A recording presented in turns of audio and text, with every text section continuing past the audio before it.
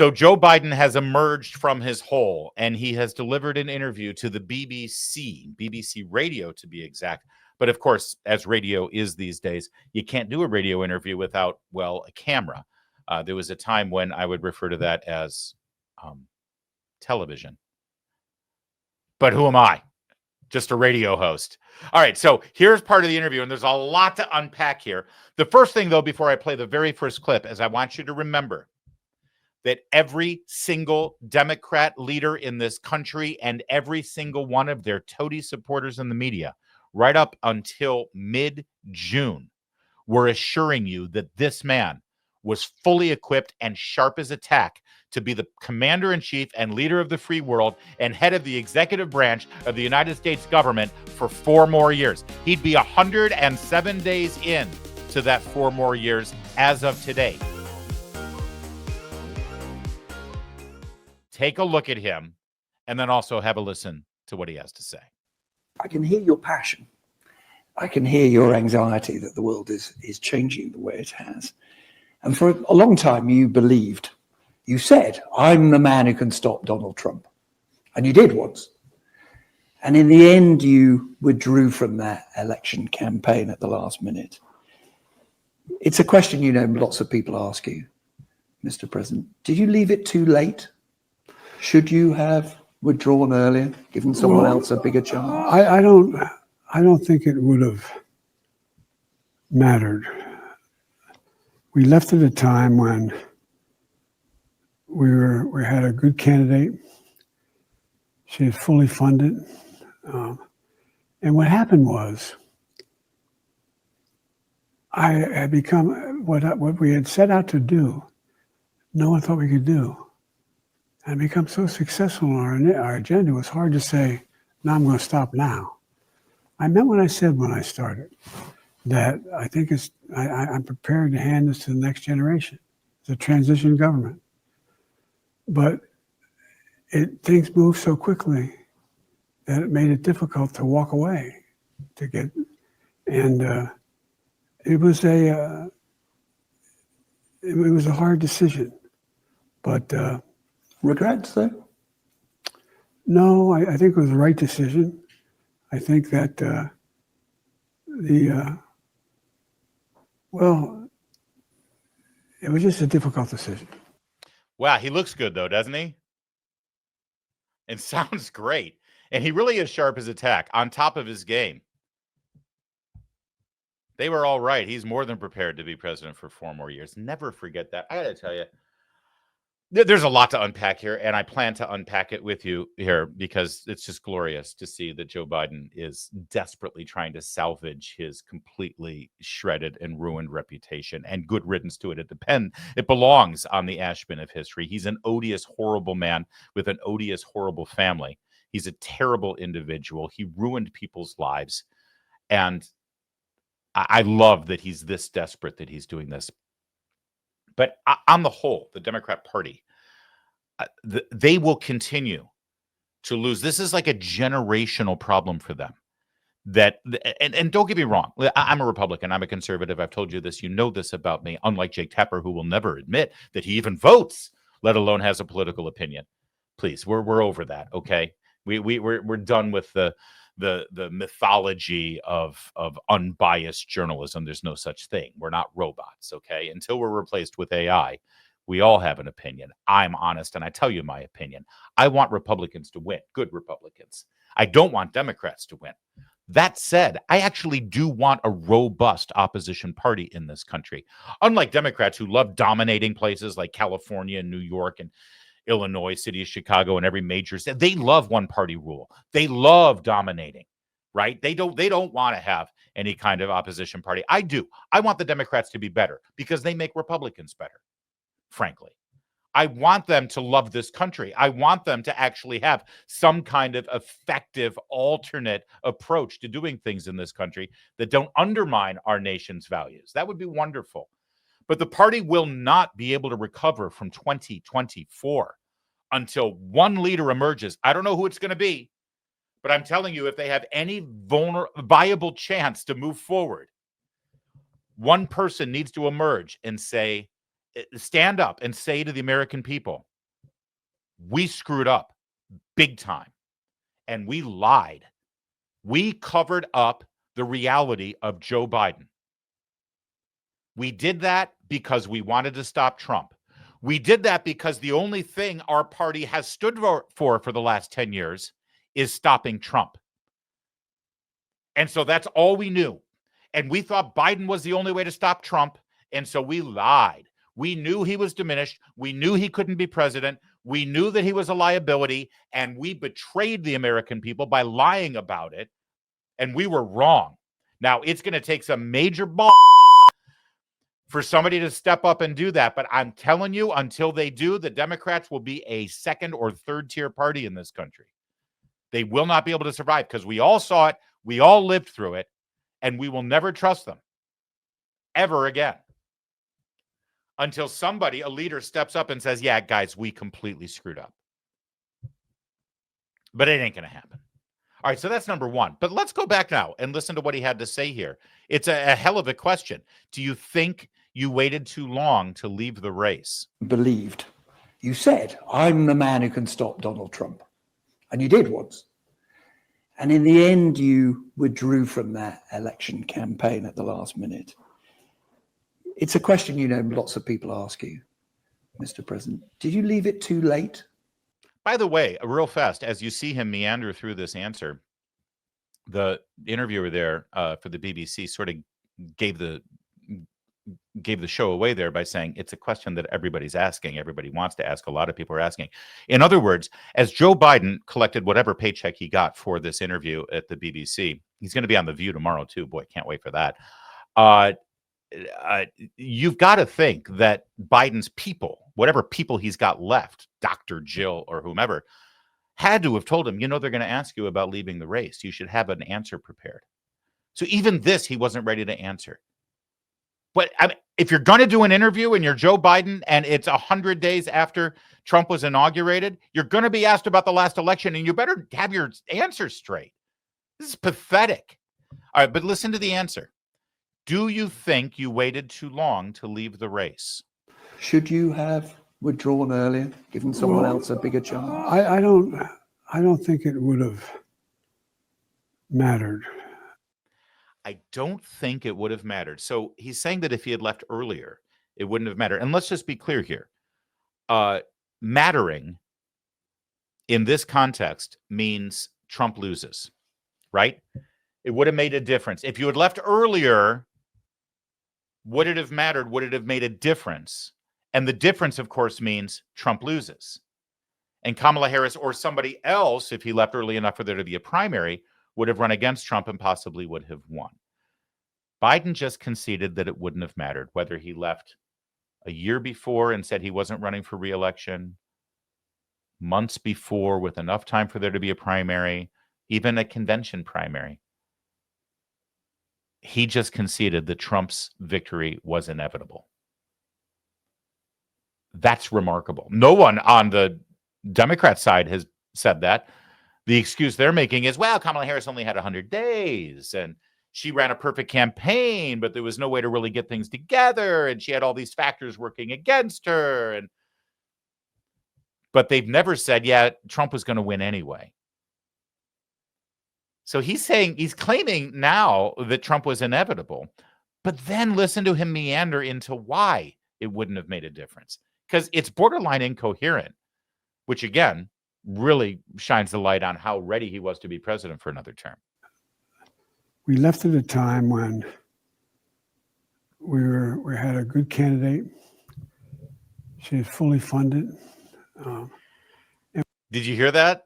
So again, Kamala's people are saying, well, she only had 100 days and all this was working against her and she already had an uphill climb. Would have been a miracle if she would have won. That's their story. Here's Biden throwing Kamala under the bus. Listen, we had the candidate. She was the vice president. And did you catch that? Fully funded. Fully funded. In other words, his money, the money he raised. She took over his campaign operation. And all of that money that was for Biden-Harris became for Harris and then Harris-Waltz. This is a bitter, angry man. I busted my ass raising all that money, making all those promises. Selling my son to Ukraine and China, and for what? She couldn't even win the race. Good candidate, fully funded. Twist the knife, Joe. And what happened was, I had become what we had set out to do. No one thought we could do, and become so successful in our agenda. It was hard to say, "No, I'm going to stop now." All right. So what he's saying here is that his first term was such a success. They did so many great things for our country that it was impossible for him to step down and not run for a second term. He had to stay in there. Because that's the real takeaway from 2024, is that everything was so amazing and Biden had been so successful. But wait a second. I thought that he was down in the polls and he was going to lose miserably to Donald Trump if he had stayed in. And if he was so successful and everything was so wonderful, why didn't his handpicked successor do better? Does this make sense to you? Anyone? And if you check the polls leading into the election about the American people's satisfaction with the economy and with crime and with national security and with border security and with immigration and with multitudes of other policies, were they on the upside of anything? Did anybody rate Joe Biden as a success? And now this is how he's trying to rewrite history? This is sad. This is pathetic. This is worthy of all of our mockery and ridicule. And he's a horrible human being. And I'm happy to dance on his almost grave, frankly. I mean, if you're a Democrat and you were hoping that Joe Biden and Jill Biden would sort of do the classy and dignified thing like Ronald Reagan did when he left office, and pretty soon afterwards it was discovered that he had some mental and cognitive deficiencies, and so he quietly sort of played out the rest of his days. He did come back and deliver a great speech in 92, I believe it was, for George Herbert Walker Bush. But for the most part, he kept a low profile. If you were hoping for that for Joe Biden, boy, were you wrong. Get used to this. Get used to this. And I'm here for it. Terrible human being. But if that were the entirety of this interview, it would be, a one-off, and we'd be done with this segment, and we would be able to make fun of him and be completely we'd ridicule the idea that he's conceding that Kamala Harris was a disaster and that he's bitter about that and that Trump was going to win anyway and that he's lying about his, all of that stuff. That'd be fun. That'd be great. But there was more to this interview. There was more to this interview, and what you're about to see is actually some of the most despicable behavior that I've ever seen from a former president. I want to remind you that this is Joe Biden sitting in a foreign country, in a foreign land, on foreign soil. Well, wait, actually, do I have that right? I shouldn't, I don't know that he's in England. I apologize. But he's speaking, and if he is, that makes it that much worse. And unlike Jake Tapper, I'll correct myself mid-sentence. But he is talking to a foreign news agency, an exclusive one-on-one interview that he has not granted to an American agency. He's talking to a foreign news agency for a foreign country in Europe. And he is about to trash our president. He is about to trash our president and my president's foreign policy in the middle of a war that he allowed to happen on his watch. This is not only despicable, it's un-American, it's unpatriotic, and frankly, beneath the title of former president. Yes, he was in Delaware. Forgive that mistake. He is not on foreign soil, but he is speaking to a foreign news agency. And watch this. What did you make of those scenes in the Oval Office? President Trump and President Zelensky? I found it sort of beneath America, the way that took place. And the way we talk about now that, well, it's the Gulf of America. Maybe we're going to have to take back Panama. Maybe we need to acquire Greenland. Maybe Canada should be. What the hell's going on here? What president ever talks like that? That's not who we are. We're about freedom, democracy, opportunity, not about confiscation. Wow. By the way, they are about confiscation. Just ask the IRS. That whole, hey, this isn't who we are, would have been a great thing for you to say during the election, because I'm sure that would have convinced the American people. Oh, no, that's right. That's all you ever said.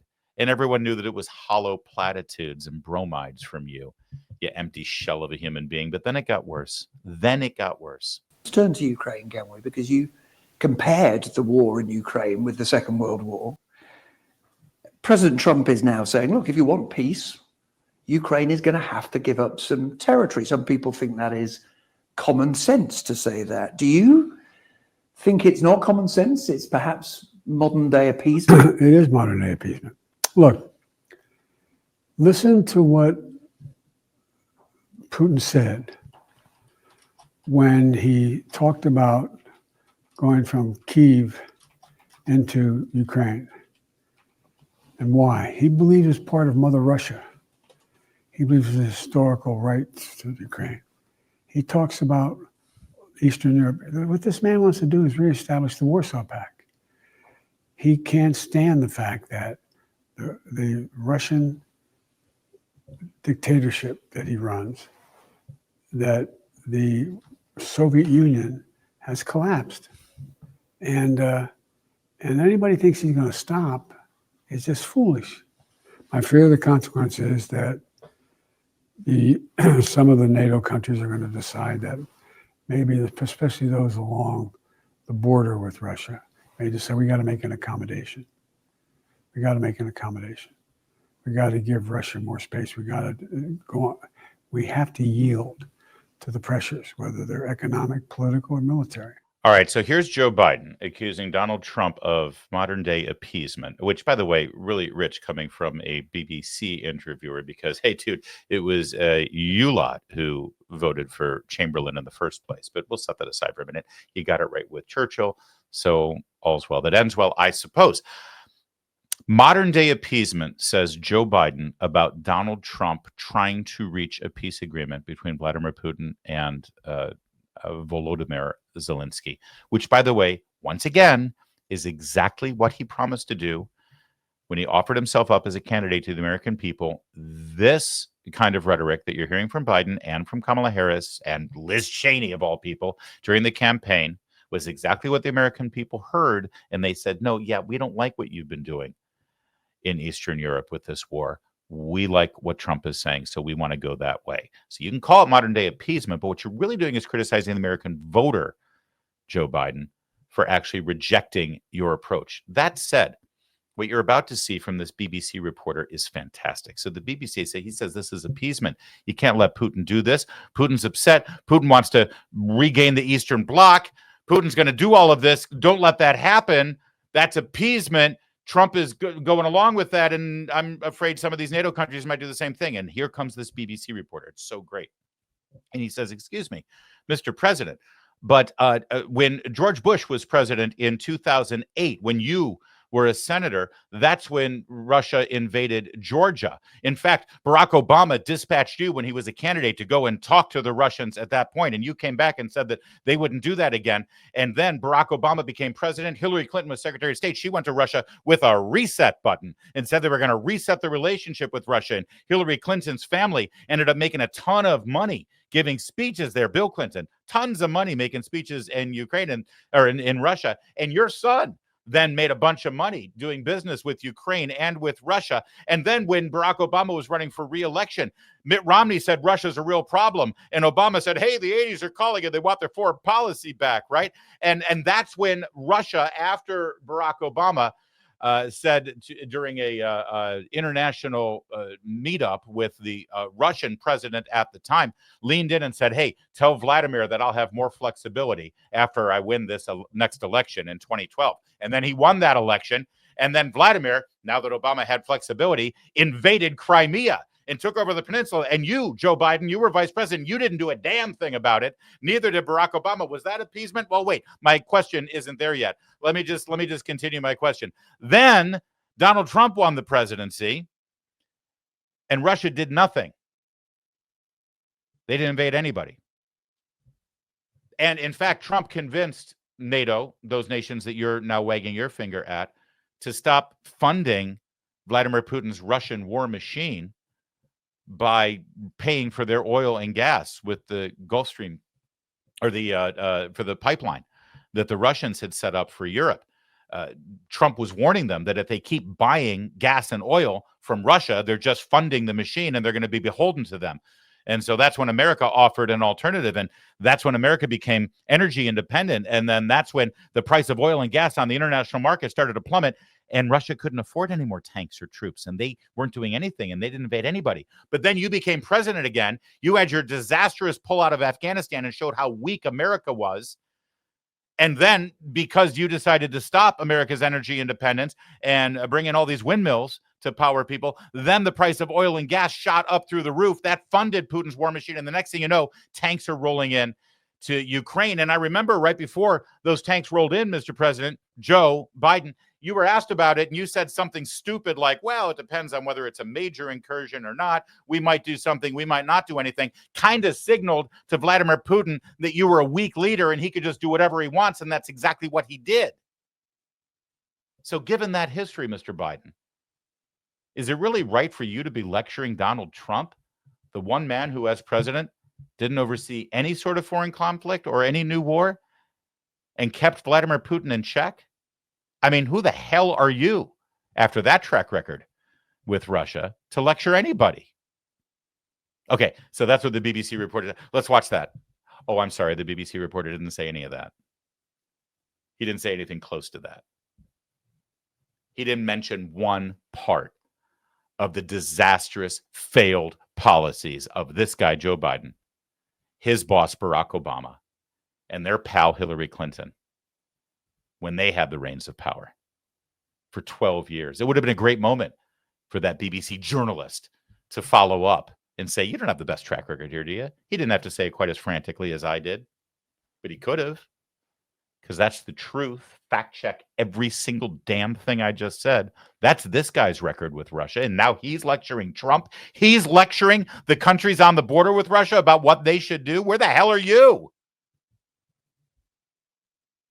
Absolutely despicable individual. And BBC, next time you're interviewing an American politician and former president, why don't you bring in an American? Hire a Yank as your wingman. Maybe he'll help you with some of these questions, or at least a follow-up. And the way we talk about now that, well, it's just the Gulf of America. Maybe we're going to have to take back Panama. Maybe we need to acquire Greenland. Maybe Canada should be. What the hell's going on here? What president ever talks like that? CNN's outraged at such a thing. By the way, the whole maybe we should take Panama, what president talked like that? That would be Teddy Roosevelt, actually, who built the Panama Canal and said, you bet your ass this is ours. Also, Ronald Reagan talked about taking back Panama immediately after Jimmy Carter gave it away. In fact, every president leading up to your pal Jimmy Carter was just fine with Panama being a U.S. territory. Who talks like that? You've talked about a great threat to democracy. Do you really believe that there is a greater threat now to democracy than at any time since the Second World War? Yes, I do. Because, I mean, look at the number of European leaders in European countries. They're wondering, well, what do I do now? I mean, what's the best route for me to take? Can I rely on the United States? Are they going to be there?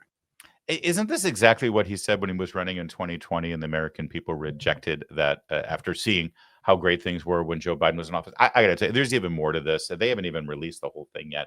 But we're going to probably call it a wrap on that segment there. But number one, incoherent, feeble, no voice at this point, no concentration, can't keep a thought straight as he's responding to these interview questions. This is edited, by the way, so it probably is set up to make him look better than he really did perform. A bitter, despicable man with absolutely no recognition of what a failure he was as president. And now this is how he's going to conduct himself as a former president. Until the Democrats can step forward and recognize what a disaster he was and continues to be, they're done. They're donezo history. And by the way, don't forget, On The View, coming up next, that guy and Dr. Jill with a joint appearance. Something tells me we might have a few clips to show you.